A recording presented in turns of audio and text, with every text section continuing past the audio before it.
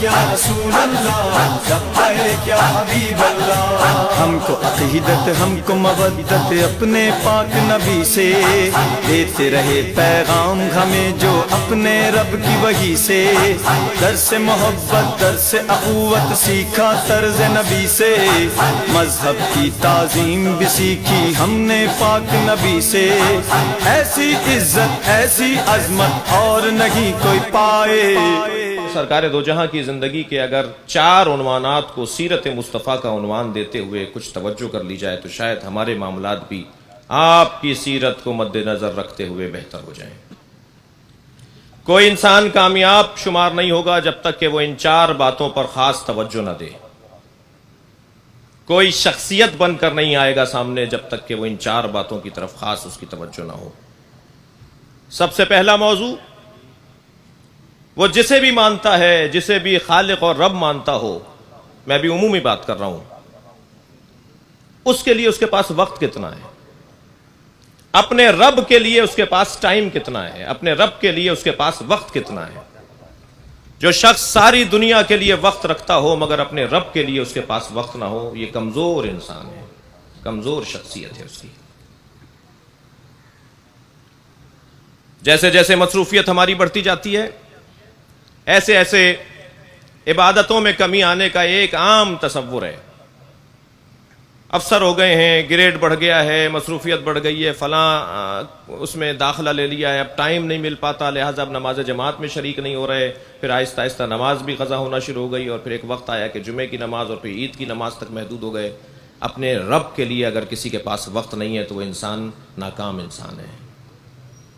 اس انسان کو اپنے رب کے لیے ایک وقت کا تعین کرنا ہوگا جو رب نے خود تعین کر کے دے دیا ہے۔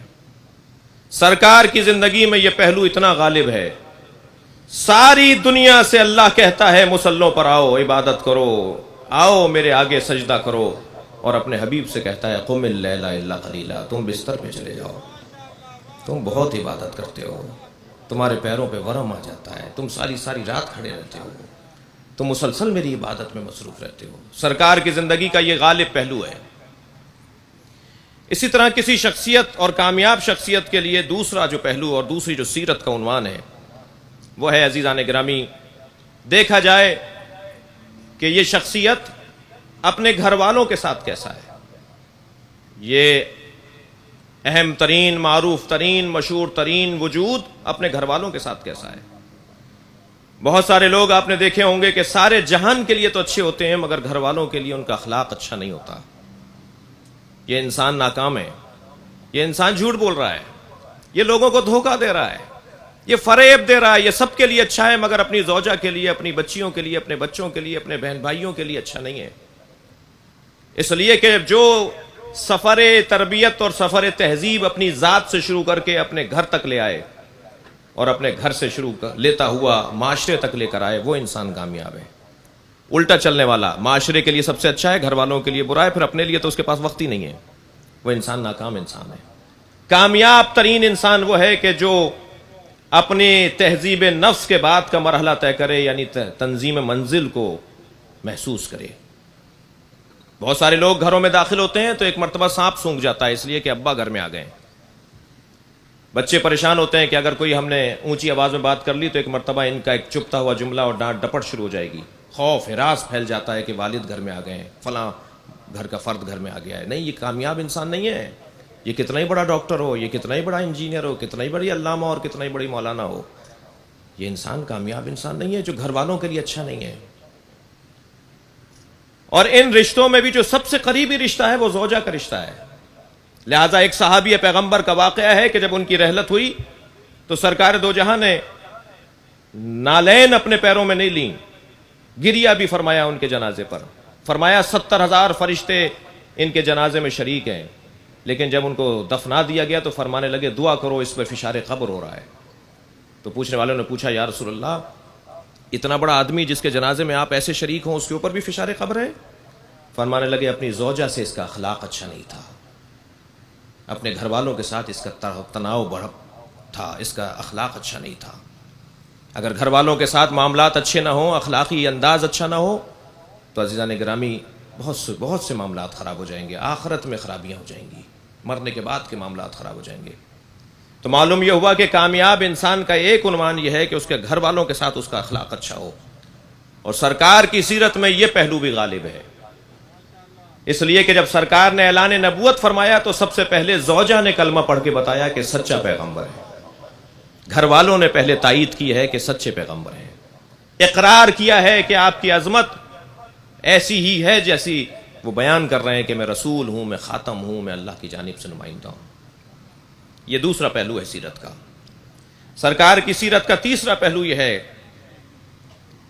کہ دیکھا جائے وہ اپنے دشمنوں کے ساتھ کیسے تھے۔